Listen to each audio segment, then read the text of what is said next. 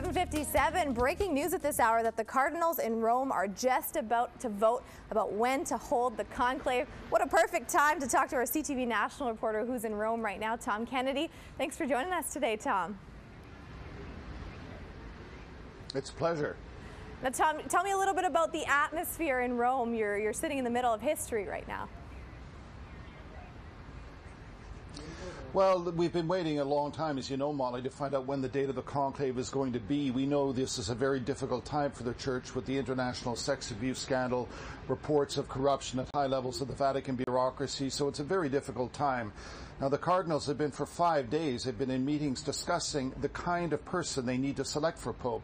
We think they're looking not just for a very strong religious leader, but for a rock-solid manager for the Church as it enters these very, very difficult times.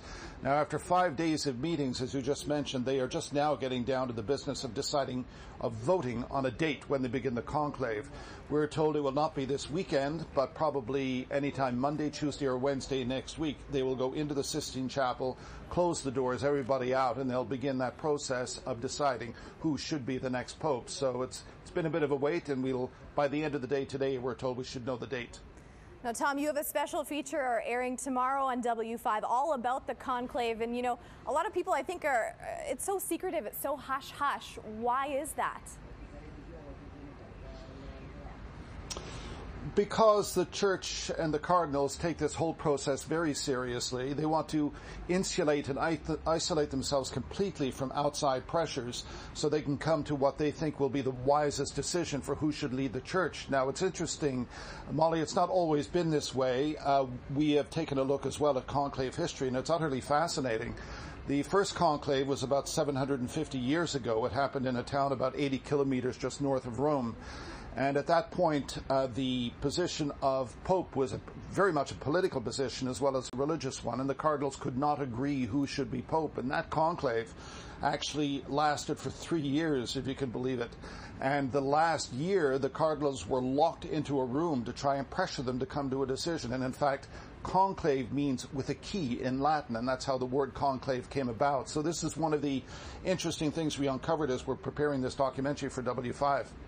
Now, Tom, you know, I understand there's no camera, there's no videos allowed in here, there's only specific people. Maybe giving us an idea of who's actually in that room. There will be 115 voting cardinals. Now, the rule, Molly, is that you have to be 80 years old at the time that the papacy becomes vacant. So there are 115 cardinals who will be in there inside the Sistine Chapel, a magnificent location.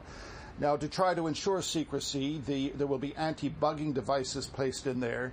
The cardinals are forbidden to have any communication with the outside world. They will spend their days inside the Sistine Chapel, and then they will retire to a residence that's been built behind the Vatican walls, and that's where they will spend all the time until the white smoke goes up over the Sistine Chapel and we see who becomes Pope. But also in this documentary, it has to be said that we spoke at great length to Thomas Collins, the Archbishop of Toronto, who gave us considerable time in Toronto and here in Rome before he went into these meetings. And he's very interesting. He's 66 years old. He's a junior cardinal. He comes from Guelph, Ontario, and he acknowledges that he is utterly overwhelmed and astonished that he's here being part of this very, very ancient process. So he gave us some very interesting information about what the cardinals go through and the thought processes before they go into conclave. Fascinating. One quick question here, Tom. You know, we talk so much about church reform, you know, but this seems like such an ancient process. Do you think that people respect this process, it being so secret? I think so. Certainly Catholics do. There's a great aura around the conclave and this process of choosing a pope. So I think it's highly respected by Catholics. But nevertheless, whoever does come out of this process as pope will perhaps be trying to managing the Church at a time that some Catholic writers have said is the most difficult time in at least a couple of centuries. So it's going to be a tough job for whoever comes out of this as pope. Excellent. Well, we look forward to your feature, of course, airing tomorrow night right here on CTV W5. Thanks, Tom, for joining us from Rome. Thank you.